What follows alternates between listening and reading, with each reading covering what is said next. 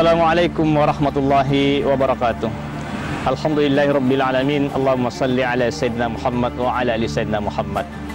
Pemirsa yang dirahmati Allah Subhanahu wa taala. Dunia bukan tempat tinggal yang sesungguhnya, melainkan dunia adalah tempat meninggal. Allah Subhanahu wa taala menciptakan segala sesuatu yang ada di dunia ini sifatnya sementara. Kullu man 'alaiha fan. Segala yang ada di dunia, segala yang ada di bumi sifatnya sementara. Jabatan sementara, harta sementara, warisan sementara, semua serba sementara. Anak sementara, istri pun sementara. Yang abadi hanyalah Allah Subhanahu wa taala. Pada awal diciptakan manusia ke muka bumi, sebetulnya kita semua manusia ini adalah makhluk perantau dan kita ini punya kampung, yaitu kampung surgawi. Ketika Nabi Adam alaihissalam diciptakan, awalnya berada di surga. Maka Allah Subhanahu wa taala berfirman dalam Al-Qur'an, A'udzubillahi minasyaitonirrajim, Bismillahirrahmanirrahim. Wa qulna ya Adamu uskun anta wa zawjukal jannah wa kula minha ragadan haitsu syi'tuma wa la taqraba hadhihi syajara fatakuna minadh dhalimin.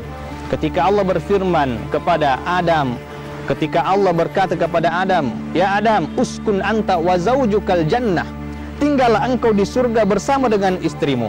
Wa kula minha ragadan haitsu syi'tuma, makanlah apa-apa yang ada dalam surga, minumlah apa-apa yang ada dalam surga, nikmati surga sesuka hatimu wahai Adam. Wala taqraba hadhihi syajarah fatakuna minadh dhalimin. Syaratnya jangan dekati pohon ini. Jamaah yang dirahmati Allah Subhanahu wa taala, jadi ketika Nabi Adam alaihi salam diciptakan itu awalnya di surga. Yang kemudian Nabi Adam dikirim ke dunia.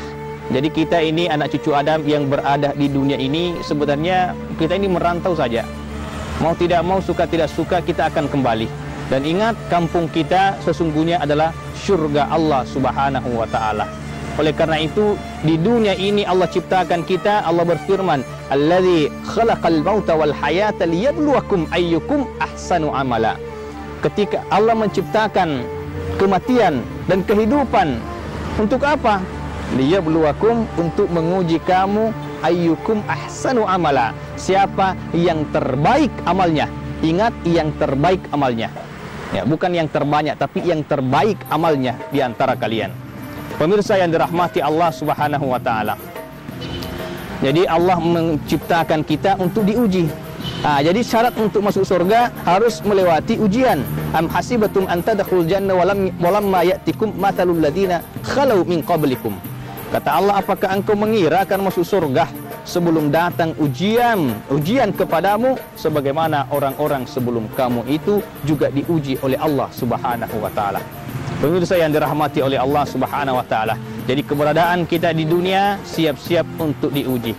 Mulai dari manusia pertama sampai terakhir itu tidak lepas dari ujian.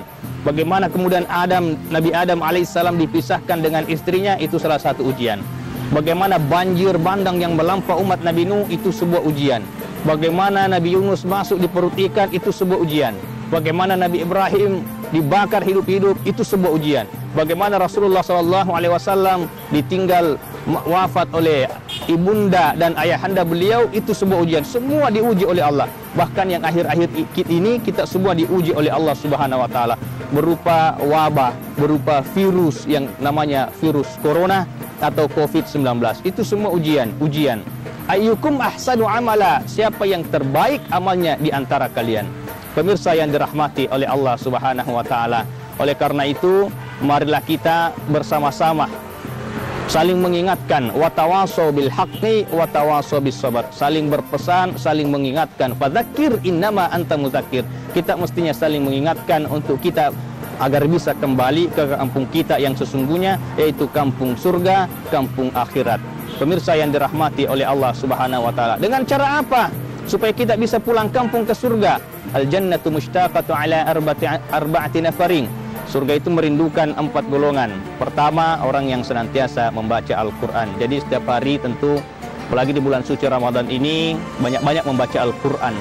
Nah, kalau kita boleh jujur ya, kira-kira lebih banyak mana nih? Dalam sehari baca Al-Quran atau baca Facebook, baca Al-Quran atau baca grup WhatsApp, pegang Al-Quran atau pegang HP. Nah, Al-Quran itu merupakan salah satu jalan menuju kepada surga. Yang kedua, jaga lisan, ya. Sekarang bukan hanya menjaga lisan, tapi jaga jempol dari berita-berita hoaks, menyebarkan berita-berita hoaks, berita-berita yang nggak benar.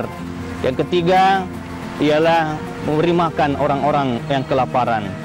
Saat ini kita diberikan kesempatan untuk memberikan hidangan-hidangan berbuka puasa, menyantuni anak-anak yatim, fakir miskin. Insya Allah semua itu akan dirindukan surga. Kemudian puasa Ramadan, berpuasa di bulan suci Ramadan. Mudah-mudahan dengan amalan-amalan kita menjadikan kita bisa kembali mudik ke kampung kita yang sesungguhnya, yaitu kampung surga. Saya Muhammad Ervin Bedu, wabillahi taufiq was sa'adah. Assalamualaikum warahmatullahi wabarakatuh.